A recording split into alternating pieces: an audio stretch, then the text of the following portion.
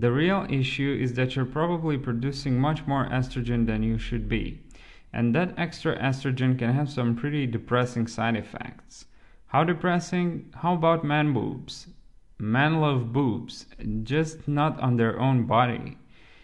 You can grow a beard or a manly mustache, but if you have moobs, it's hard to feel like a guy when you look like a chick. Romaniello and Bornstein. In this video, I talk about some of my takeaway messages from John Romaniello and Adam Bornstein's book, Man 2.0, Engineering the Alpha. Most of my highlights relate to nutrition and training, the practical stuff.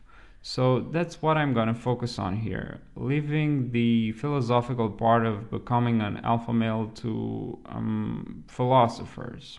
Let's start with something that's boring to most of you: sleep. Lack of sleep, both in terms of quality and quantity, is associated with higher adiposity, increased hunger, higher irritability, and I can anecdotally confirm this. More stress, smaller muscles, and even earlier death. Seriously, most people underestimate the importance of a good night's sleep. I know I did.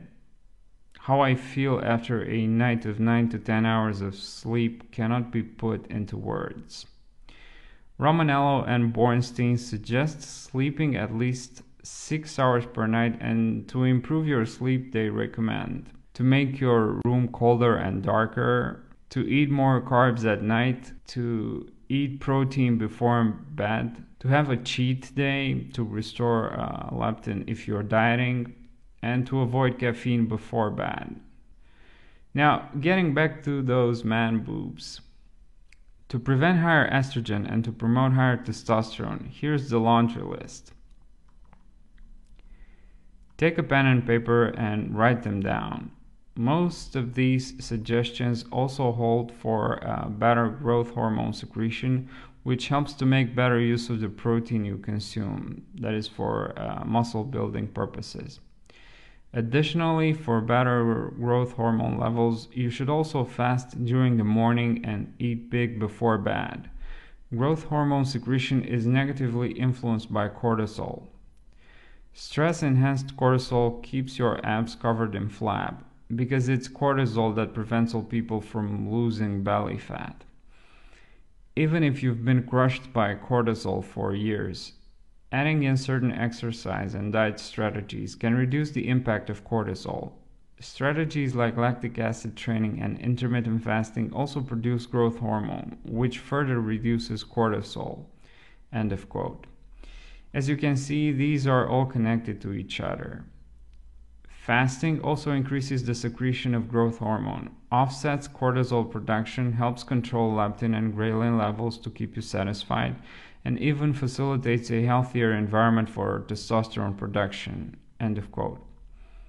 Fasting and intermittent fasting receive their well-deserved attention in the book, and I'll let you discover this yourself. I'll just throw in this little teaser though. As you'll discover, after the initial phase, you're able to eat carbs, fats, proteins, and even dessert. You can eat breakfast or skip it. You can drink alcohol with the right approach, and you are even required to eat desserts on cheat days. End of quote. Now, what about that lactic acid training? Lactic acid training is a difficult progression that increases the amount of time your muscles remain under tension. Time under tension is one of the most overlooked components of muscle growth.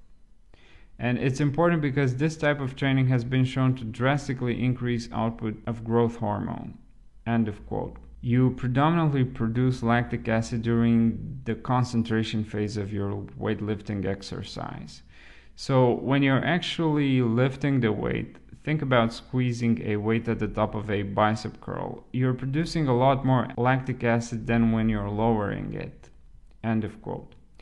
For higher lactic acid production, modify your exercise to spend more time in seconds on this concentric phase. Romaniello and Bornstein adopt a non-discriminatory approach when it comes to nutrition. They don't bash or demonize any macronutrient. In fact, they are sensical over the importance and timing of each. I'm talking about carbs, protein, and fats here. And I hope you got the message by now. This book is very practical. Romaniello and Bornstein provide a progressive approach for males to better themselves physically and also from a mental or attitude standpoint. They split this transformation into an alpha male in 4 phases: prime, adapt, surge, and complete. And each of them gives you a blueprint for nutrition training and not only, the philosophical part. The illustrations of how to do certain exercises significantly improve the understanding of their message. Now, we've reached the end of this video, and I guess it's time to let in a little bit of alpha male philosophy. If you're never willing to take a risk, you have almost no shot of building anything worth mentioning. There are no statues built of those who lived lives of mediocrity. And on the tomb of no heroes will you find the words, "He played it safe." Thank you for watching.